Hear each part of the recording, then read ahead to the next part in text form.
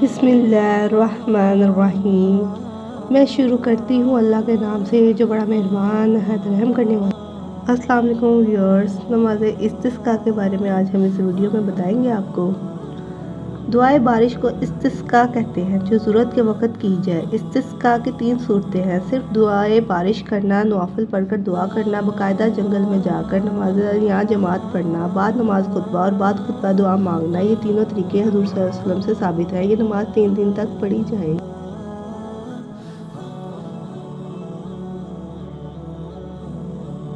خشک سالی اور بارش نہ ہونے کے وقت میں کھلے میدان میں یہ نماز ادا کی جاتی ہے تاکہ اللہ تعالیٰ سے عاجزی اور انکساری سے گڑ گڑاتے ہوئے بارش طلب کی جائے۔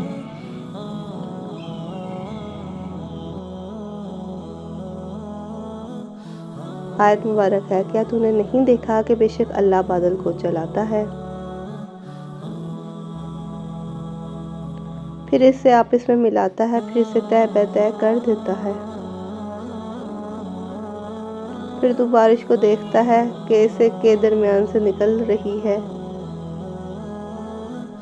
اور وہ آسمان سے ان پہاڑوں میں سے جو اس میں ہیں کچھ اولے اتارتا ہے، پھر انہیں جس کے پاس چاہتا ہے پہنچا دیتا ہے، اور انہیں جس سے چاہتا ہے پھیر دیتا ہے۔ قریب ہے کہ اس کے بجلی کی چمک نگاہوں کو لے جائے۔ حدیث مبارک ہے: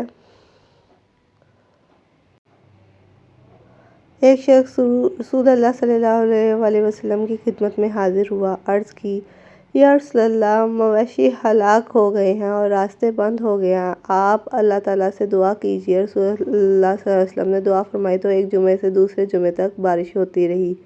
پھر دوسرے جمعے کو ایک شخص حاضر خدمت ہوا اور کہا کہ یا رسول اللہ، کثرت بارش سے بہت سے مکانات کے راستے بند ہو گئے، مویشی ہلاک ہو گئے۔ چنانچہ رسول صلی اللہ علیہ وسلم نے دعا فرمائی کہ اے اللہ، پہاڑوں، ٹیلوں، وادیوں اور باغات کی طرف بارش کا رخ کر دے جہاں بارش کی کمی ہے۔ چنانچہ آپ صلی اللہ علیہ وسلم کی دعا بادل کپڑے کی طرح پھٹ گیا۔